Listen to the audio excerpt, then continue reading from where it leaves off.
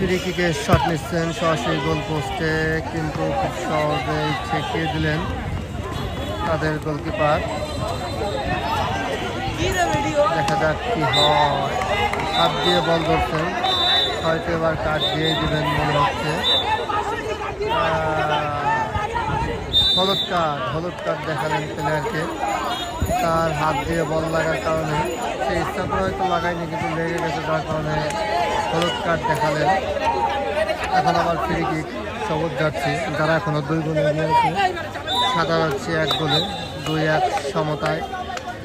1 গোল দিলেই সমতায় ফিরবেন সাদা যাচ্ছি। অসাধারণ স্কিল দিয়ে বলটি নিয়ে নিলেন, কিন্তু থ্রো হয়ে গেল।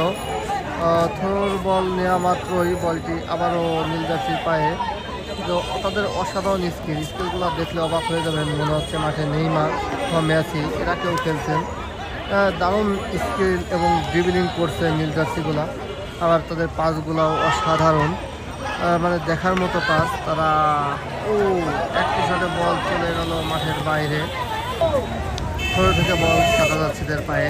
তারা 1 গোল দিলেই 2-2 সমতায় ফিরবে। তাহলে তাদের আজকের ম্যাচে পরাজয় নিয়ে ফিরতে হবে। আর যদি তারা 1 গোল দিয়ে সমতায় ফিরতে পারে, তাহলে হয়তো ট্রাইবিকারে ম্যাচ গড়াবেন। তারপর ভাগ্যের নির্মম পরিহাস, যা কে জিতবে তারাই ভালো জানে। শট বুক দিয়ে রিসিভ করলেন, কিন্তু বলটি তার কথা ছিল না। আবারও লং শট, গোল পোস্টের বাইরে দিয়ে গোলকিপারের জিপ দিলেন, কিন্তু তিনি বলটি ধরতে পারেননি। কিন্তু সে তার জায়গা থেকে দক্ষতা দিয়ে হাজার বার চেষ্টা করে যাচ্ছেন। তিনি তার থেকে ঠিক আছে, কিন্তু তারা তাদের ডিফেন্সের দুর্বলতার কারণে বারবার খেলাটি শেষ হয়ে গেল। নীল জার্সি 2 গোল, সাদা জার্সি 1 গোলে ম্যাচটি এখানে শেষ হলো। অসাধারণ একটি ম্যাচ ছিল। শেষ পর্যন্ত নীল জার্সি 2 গোল, সাদা জার্সি 1 গোলে পরাজয় নিয়ে মাঠ ছাড়লেন। সাদা জার্সি নীল জার্সি 2 গোলে। আজকের মতো এখানেই সমাপ্ত করছি। সবাইকে অসংখ্য ধন্যবাদ।